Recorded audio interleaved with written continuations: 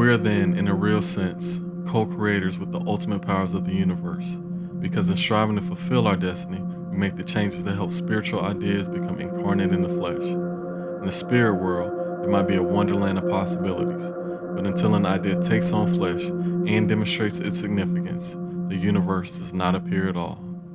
Lame Deer, Lakota Medicine Man. This is a story about creativity. Not my creativity, but the creativity that dwells within you.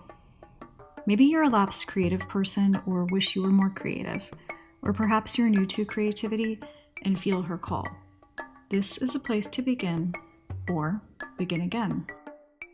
Creativity has been a buzzword in the business world for a while as a means to increase productivity and bottom lines.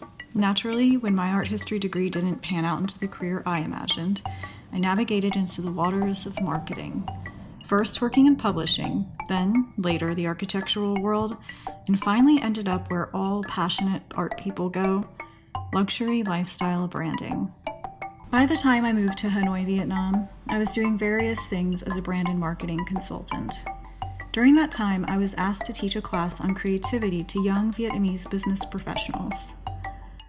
I was skeptical. I had taught art classes and writing workshops and collaborated with world-renowned designers to bring their vision to light. How could I possibly teach something I had always understood as innate? The short answer, you can't. But what you can do is help people reset their connection with the world around them, because at the heart of creativity is awareness. That's what we did in the class. We became more aware. Doing so involves several exercises, but one in particular stood out. Hanoi is a lot of things, but it especially lives up to its nickname Hanoisy. It's not the kind of place you can go for a leisurely stroll.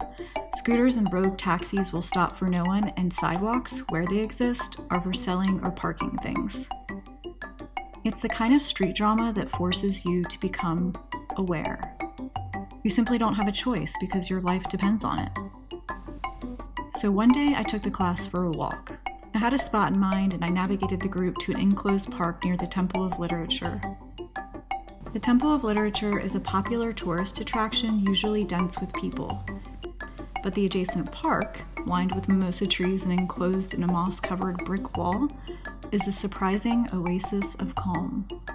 For 10 minutes, I sent everyone on a meditation walk within it.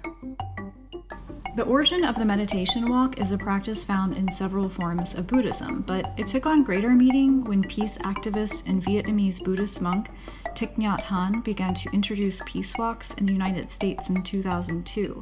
At the time, I was living in North Mississippi, in the shadow of September 11th. Amidst the turmoil, a friend invited me to Memphis for an event with several civil rights era leaders.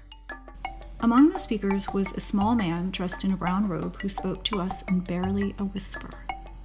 After his talk, he gathered us together and led us outside.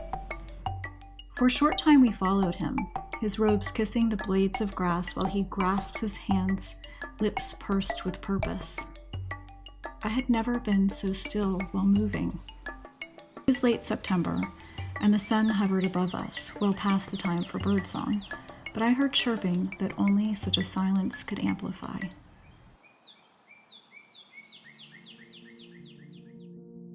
"20 years later, I would honor the magic of this walk by teaching a small group of creative professionals what Nhat Hanh revealed to me that day in Memphis.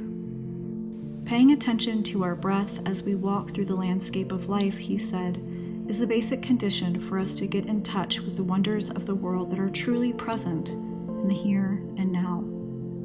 Creativity, it seems, is found in the present, but it's also found in the relationship with the natural world we are very much a part of. So how do we embrace the present when all the time we are pulled into a past paved with regret and a future cobbled with uncertainty?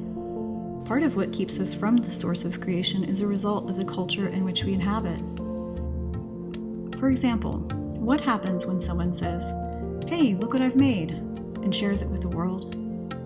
Rather than focusing on the process, the present, upon sharing their creation, many people are met with the advice to sell whatever they've made, which immediately places their creative mind in the future as they plan their marketing strategy Or possibly the past, if they're stuck on why they didn't think of doing this thing, whatever it is, sooner. Even the mechanisms to share creative work encourage a pace of promotion and engagement that doesn't reflect the actual process of creation. Many artists and creative people have abandoned social networking platforms entirely because they believe the platform, rather than their inner spirit, was guiding their work. In the creation story I was taught, the creator doesn't sell the earth. They walk around the garden after completing a week-long project, admire what they've done, then rest. In fact, none of the creation stories from cultures around the world end with the creator selling their creation, let alone posting about it somewhere. So what if we separated extrinsic reward from creativity? What if we slowed down and ebbed and flowed with all that is becoming? And what if we reconnected to the source that inspires us to go deep, rather than an algorithmic divinity that keeps us in the shallows? I bet we would create things that are generative, extensions of ourselves with which to truly share and inspire others. To me, this makes a lot more sense than the current reality we are cultivating. Creativity is a life-giving force.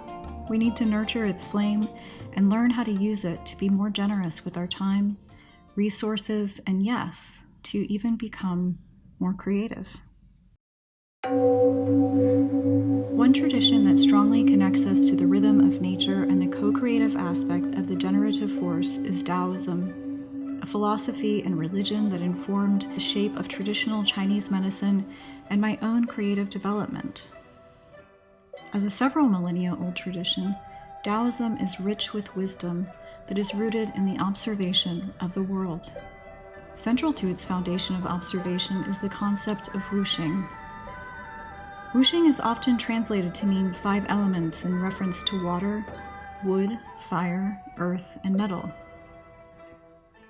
Yet there is another interpretation that speaks to the dynamic movement inherent in all of life. Wuxing can also refer to the 5 evolution phases that continually transform into each other as the seasons do.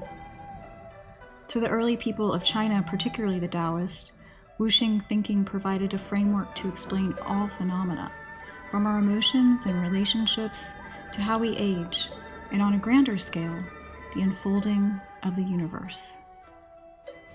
Wuxing also illuminates an ancient but still relevant way of engaging the creative process, and this is how our story begins.